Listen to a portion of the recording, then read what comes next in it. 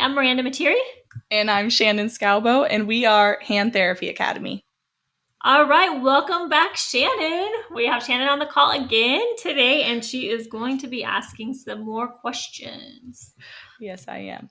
Here you My go. my next question is, what is the best piece of hand therapy advice you've ever received? And that could be like an advice on one specific intervention, or just being a better therapist. Yeah, I think that I've been given a lot of really good advice, right? So I think this question was like when you were asking, I was like, this is kind of a hard one. Like I've been given, and I don't want to miss something that I thought was really important. And I think that more recently, there's some things that have stuck out to me. So I'll share that one, and then I'm going to go back to early on in my career what I thought was good advice, or what I think is good advice. And one thing that I was told was that people's pain may not be physical in nature. And I think I kind of knew it, but also we don't always know the emotional pain that people are suffering and how it manifests physically, right? So I think thinking about that, I think has really helped guide some of my treatments. Not that I'm still, treating it very much how we would if it was the physical ailment, but also just making sure I'm really completely understanding the patient and seeing them in a more holistic perspective. So I think that was really good advice that was given. Okay. And Were you gonna go? I thought you said, "Are you gonna go back to one from your yeah, earlier?" I'm going to go back to my earlier ones. I just didn't Yeah. know if you had anything to Oh no, I say or didn't. add to I that didn't. or think, okay, good.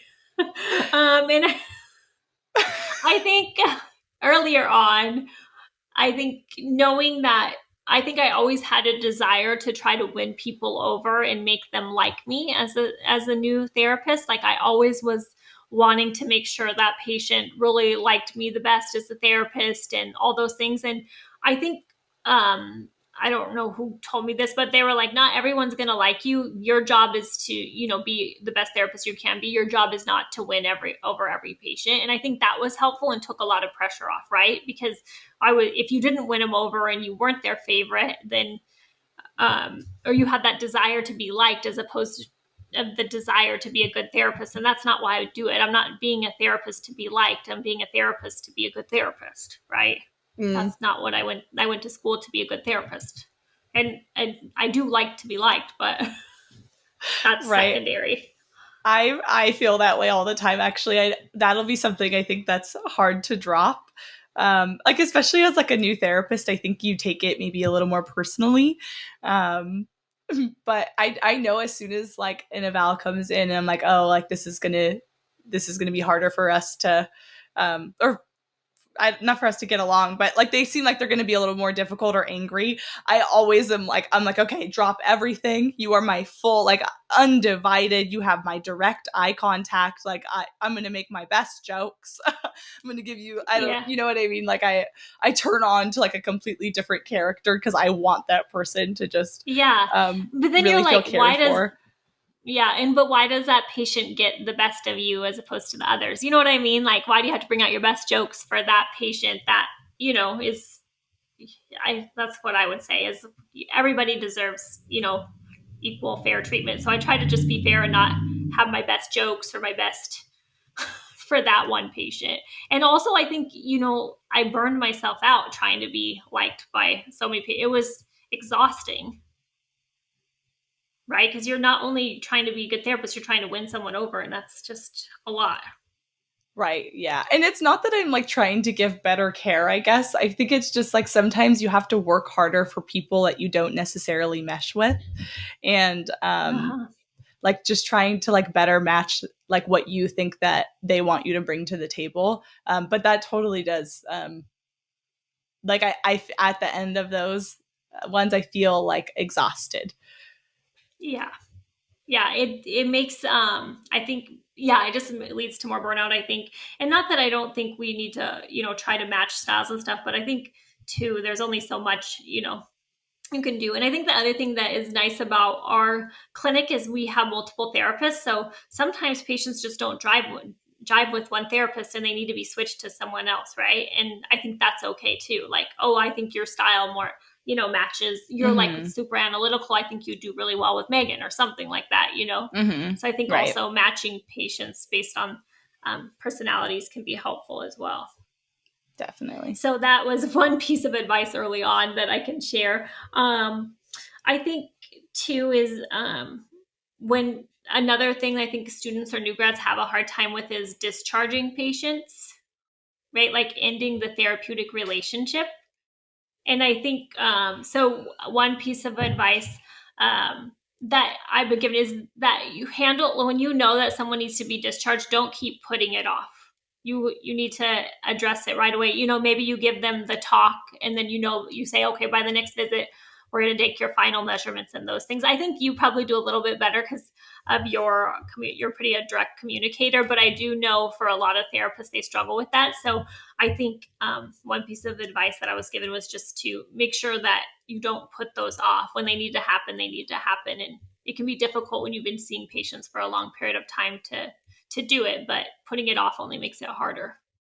Right. Yeah. Definitely. So, Yeah. I've for some reason I've always felt comfortable having those conversations, but I think that like something that we've um like throughout, the weeks of their care where sometimes they're being seen by both me and the other therapist um in the clinic, and so sometimes it's easier to like whoever the therapist they're not as close with to like, okay, like we're going to schedule them on your schedule, and like could you start that conversation, because it's less emotional, right? It just kind of makes it a little more objective that way. It's like yeah, which one of us is best suited to start this conversation.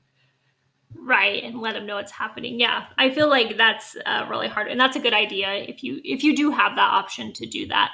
Um, I think another piece of advice I've been given is to always give them something new at each session.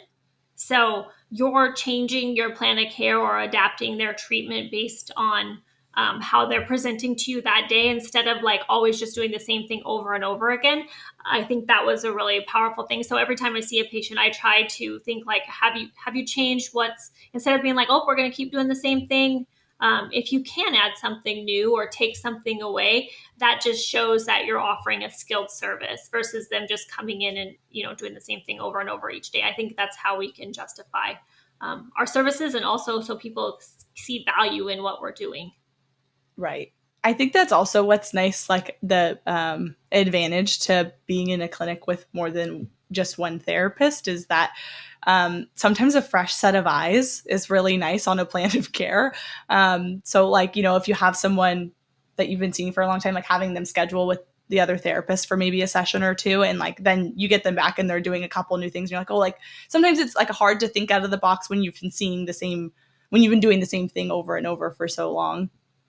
Right. And then like when they come in and you ask the subjective, right? Like I think a lot of times we like to write the patient will be like, I'm doing fine. When you ask like, how are you doing? They say, I'm doing fine.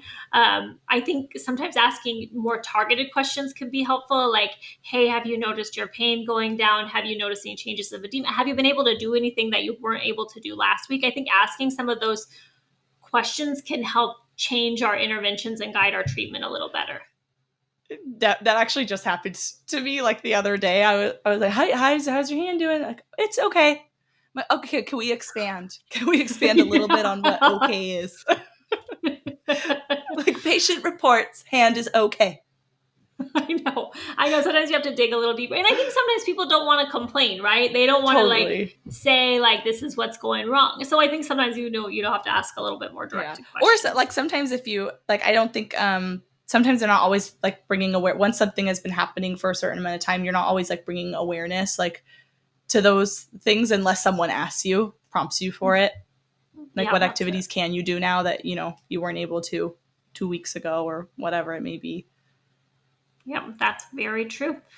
Okay, that is our time for today. Thanks, Shannon, for coming on. Go ahead. If you have questions, email us info@Hand Therapy Academy or check us out at Hand Therapy Academy.